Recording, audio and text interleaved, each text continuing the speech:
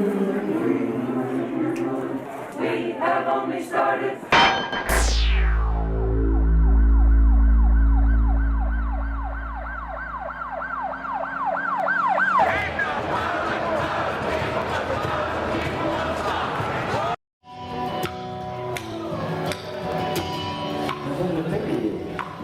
It was a Tuesday morning when we drew the line. It was a WTO coming to town. We swore we gonna shut it down. And they stood there with their big police. They had the National Guard out to keep the peace with the guns and the clubs and the chemical gas. But still we would not let them pass. And they raised and roared and their tempers flared. And there were bombs bursting in the daylight air. They run us off, do us in. But we came right back again. Shut it down, didn't we?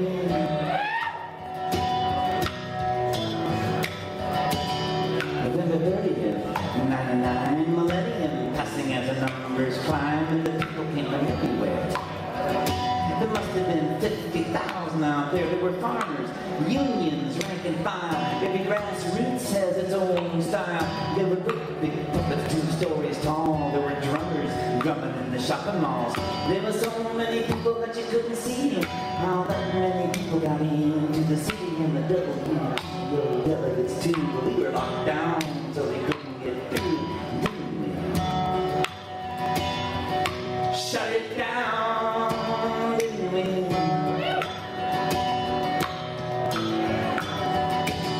November 30th, 99, lockdown at the police line, and they hit me with everything they got. But you ain't moving like it or not, and they're tying your wrists with plastic cuffs, and they're loading you up on a great big bus, and they're taking you down to the Navy base. Pepper spraying you right in the face, try to break you down, try to get you to kneel. Read about the unity, and this is the real, and they can't break the spirit that's coming alive. And that's the kind of spirit that's bound to survive. Yeah. Shut it down, didn't we?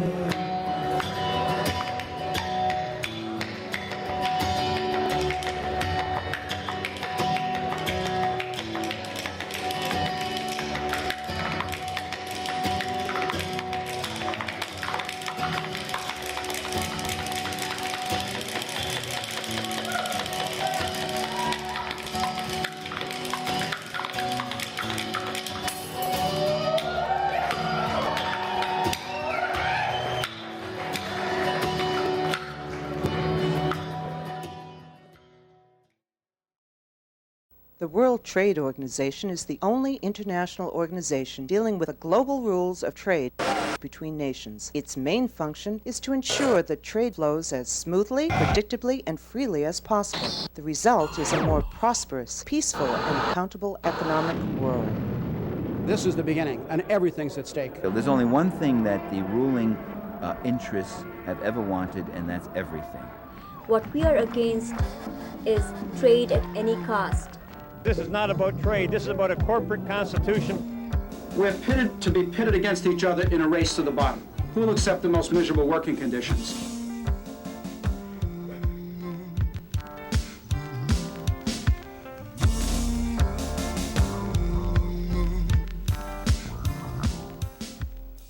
Well, I think it's a very telling fact that you can go out on the street anywhere in the United States and ask people to give you one sentence about the World Trade Organization, and they won't be able to say one intelligible sentence about what it is, where it's based, what it does, when it was created, whose interests it serves, whose interest does it hurt. We are talking about trade agreements which don't have to do just with trade, but they have to do with every aspect of life. They have to do with agriculture, they have to do with our forests, they have to do with our environment and nature, they have to do with how we lead our lives, they have to do with what kind of human rights we have. And the World Trade Organization is, in a sense, the court that decides when there's a dispute between corporations, between governments, how will it come down. It's very instructive to look at the record of all the cases that the WTO has ruled on, whether it's the sea turtles versus corporations, the dolphins versus corporations, the small farmers versus corporations. In every single case, the WTO has ruled on the side of big corporations and against people and the environment. We're talking about trade agreements which don't have to do just with trade, but they have to do with every aspect of life. They have to do with agriculture, they have to do with the forests, they have to do with the environment and nature, they have to do with how we lead our lives, they have to do with what kind of human rights we have. Most Americans don't know about that. They know there's some big rich guys up there, Bill Gates and this and that. They don't really know how the whole financial structure of their country and the world has been put into place and has been operating, treating them as grist for this system.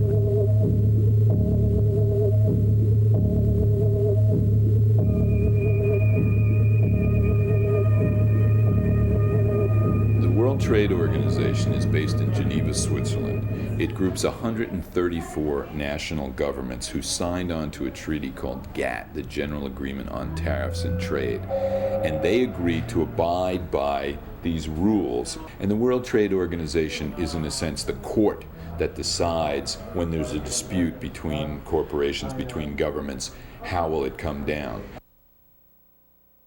It's very instructive to look at the record of all the cases that the WTO has ruled on, whether it's the sea turtles versus corporations, the dolphins versus corporations, the small farmers versus corporations. In every single case, the WTO has ruled on the side of big corporations and against people and the environment.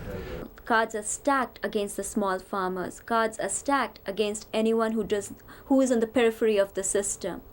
It has really become a trade which benefits the corporations at the expense of the poor.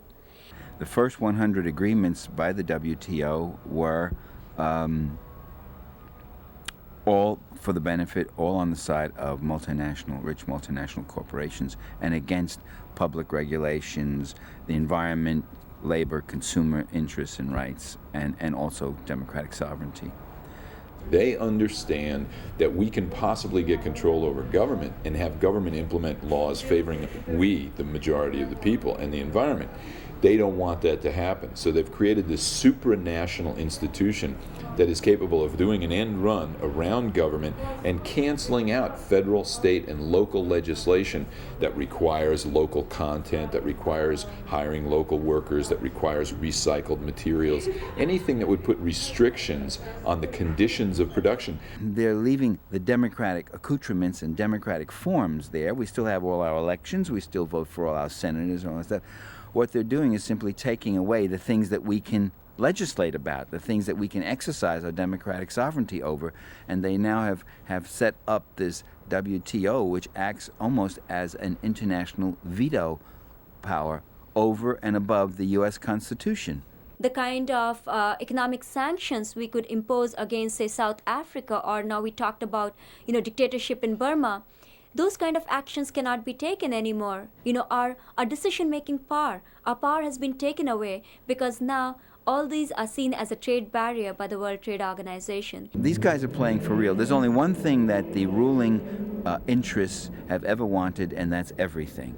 They want all the investment, all the returns, all the wealth, all the advantages, all the civilities and comforts of modern society with none of the costs, none of the taxes, none of that. And that's what they want. They want everything. And really we should give them nothing.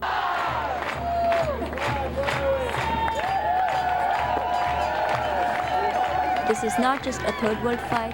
It is not just a fight of the Americans. It's a fight where all of us have to globalize and come together. We have to see globalization from below for this one.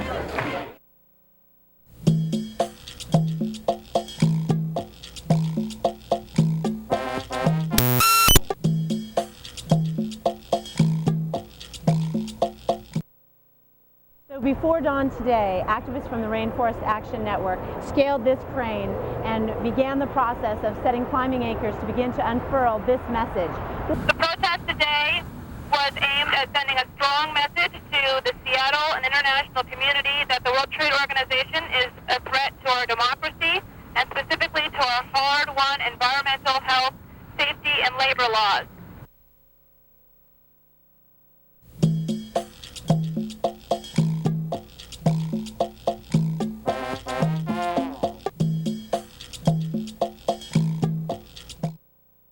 Each of you represent thousands of other people around this country and around the world. I think trade can be some something that brings peace and prosperity to the world, not just money to a few corporations. Lebanon is an observing member in the WTO, and I hope we can do something to convince him not to join. A very exciting thing is emerging here in Seattle in people's opposition to the World Trade Organization.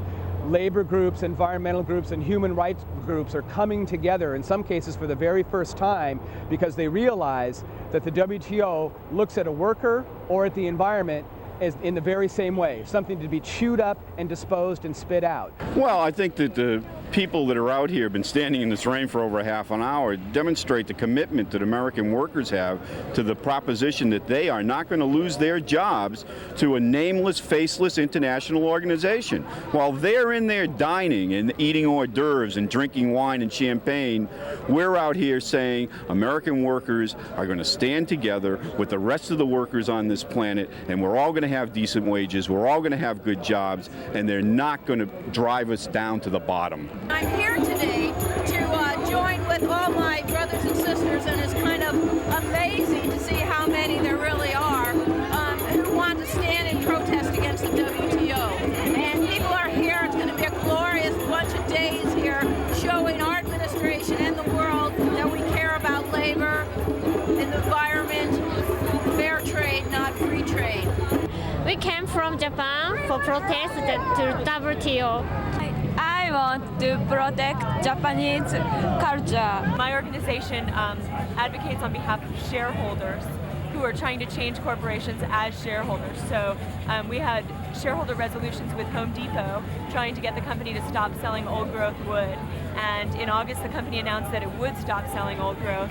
But the WTO threatens that. If eco-labeling is considered a non-tariff barrier to trade, then there's no incentive for corporations to stop unsustainable harvesting practices of wood.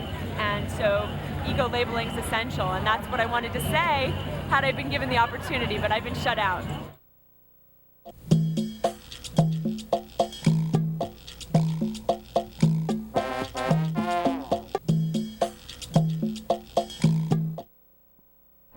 It's been going on since the beginning of this continent's so-called creation, you know what I mean? I mean, it's been going on under everybody's nose, right in their face.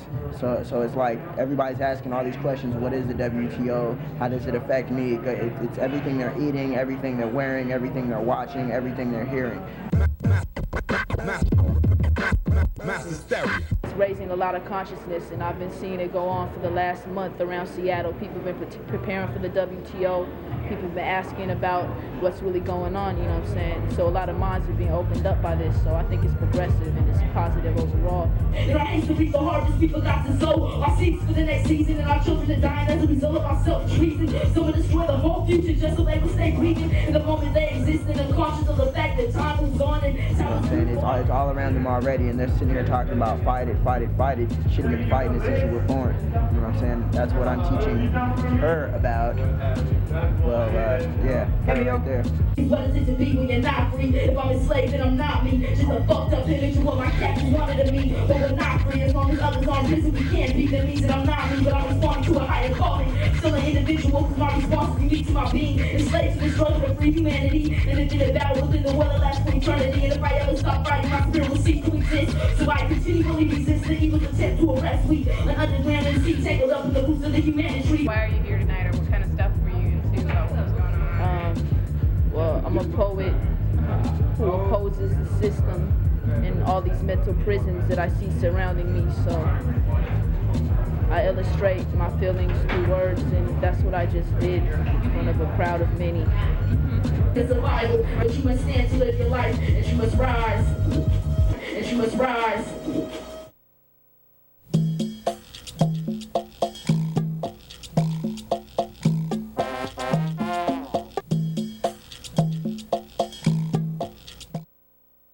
The tenants movement around the world, because of the effects of globalization and the pressure, the extra pressures that puts on tenants, which are basically landless workers, is that they're becoming more militant and they're engaging in large-scale direct actions and stuff like that. We're here because there's a lot of people in town without places to stay, and we're a bunch of squatters that want to open up this place to the public.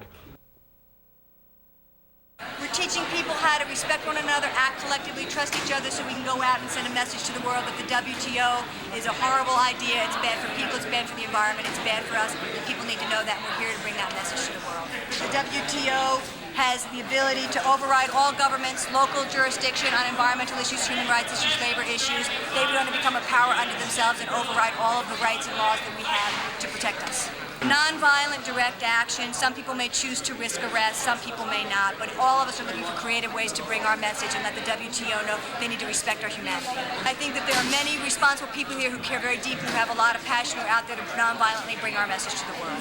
The police are more of the problem than anything else. They're here to protect the people who are trying to violate our laws, and we hope that they exercise judgment on the day of and realize that we are peaceful people who are trying to demonstrate our rights.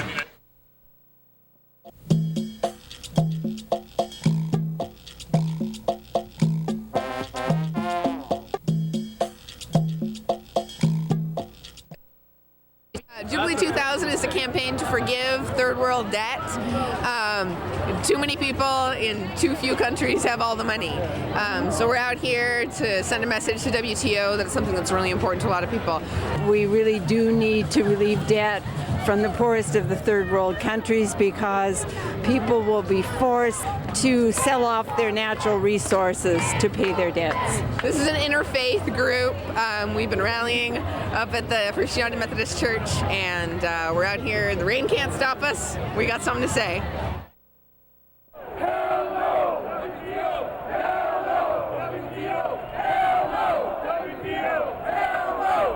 I want to tell workers around the world that we're here to change and we need their help.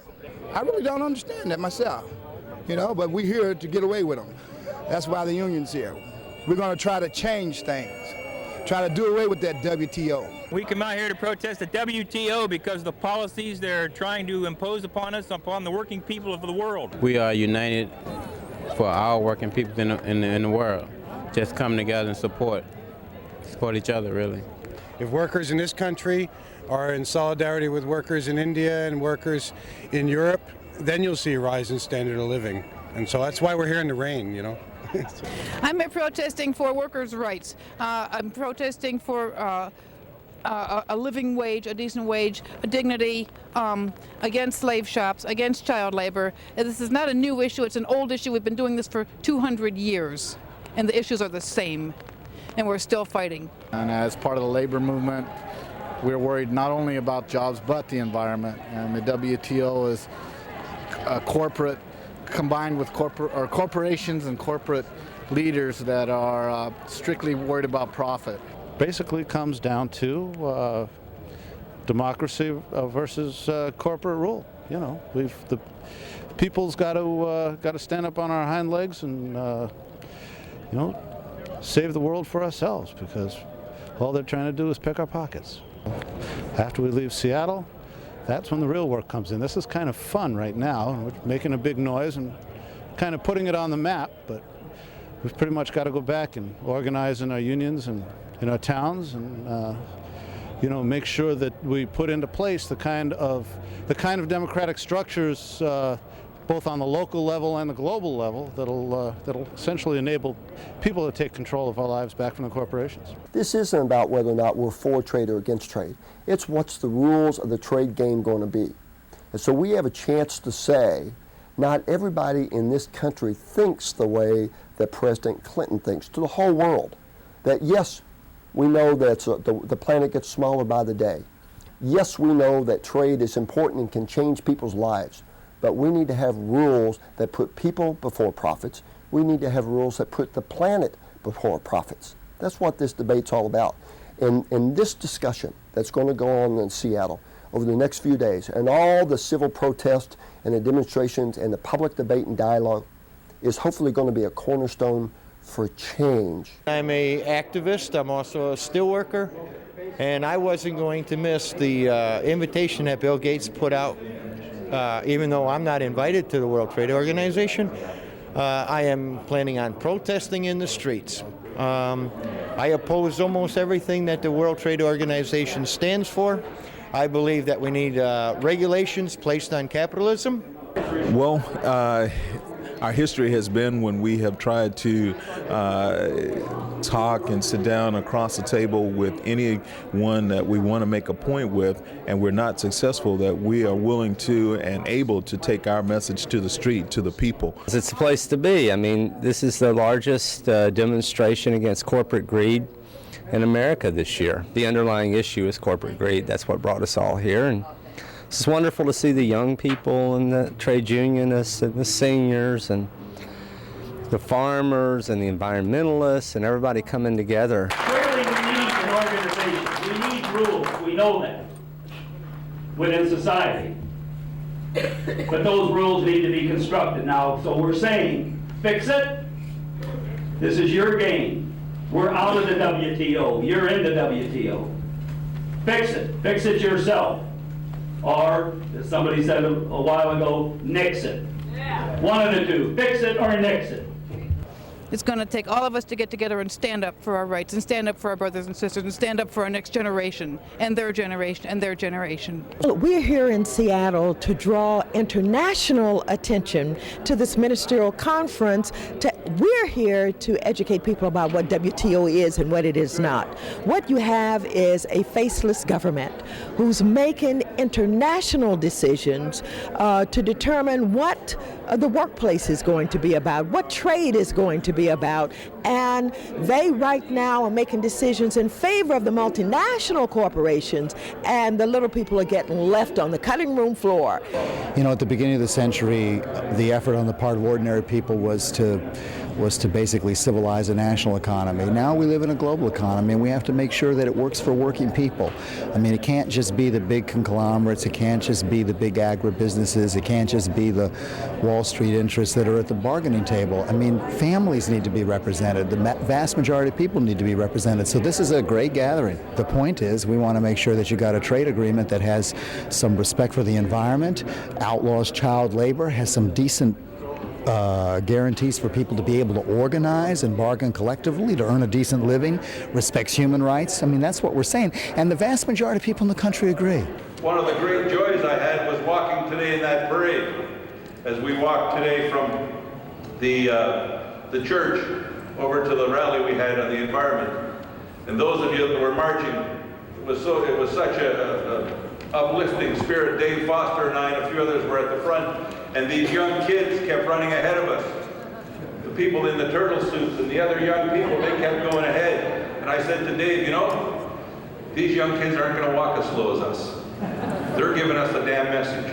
They want the world to change, and they aren't going to wait for us to do it. We better damn well do it ahead of everybody.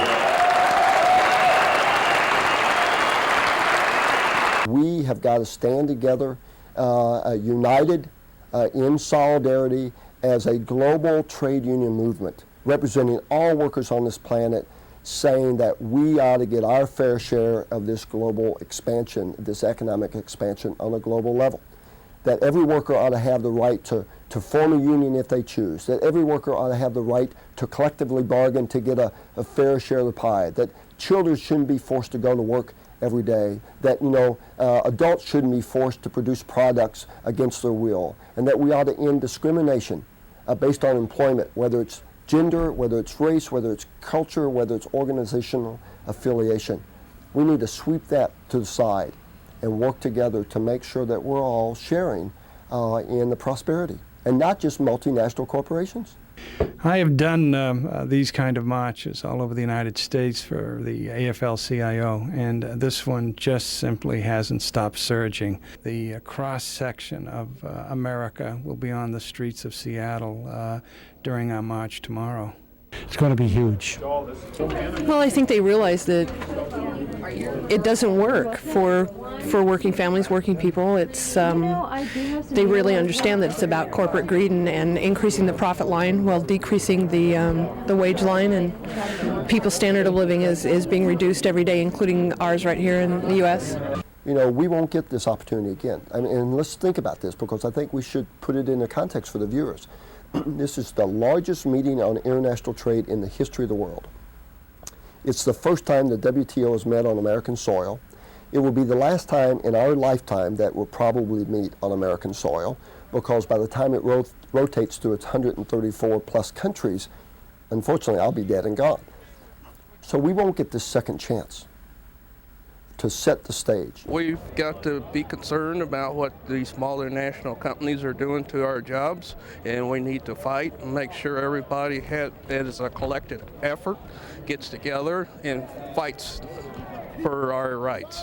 I'm here to stand up for the American worker, to stand up for the American dream. My father left me, he died last year, and he said, I made this world better for you, you make it better for your children. So I'm here trying to make it better for my children and stop the WTO from making it worse for all of us. After the bill passes the Senate, if the president doesn't like it, he vetoes it. But if he likes it, he signs it, and then it becomes a law. Good. What about the WTO? What's that? The World Trade Organization. They're like the most powerful organization on the planet. They've already overturned 3 U.S. laws. Laws that protect American workers. And the environment. All that Congress passed. And the president signed. The World Trade Organization? I'm telling you, the WTO is vetoing us. Say no to the WTO. I went up to Seattle to start a brand new world built from the heart and stand beneath the starry crown. Good world, show me the way. Come on people, let's go up. Come on up, don't you wanna go up? Come on people, let's go up to Seattle to start. Well, I went up to Seattle to see what's become of democracy as tears roll down my tear-gassed eyes. Good world, show me the way. Come on, children, let's go up. Come on.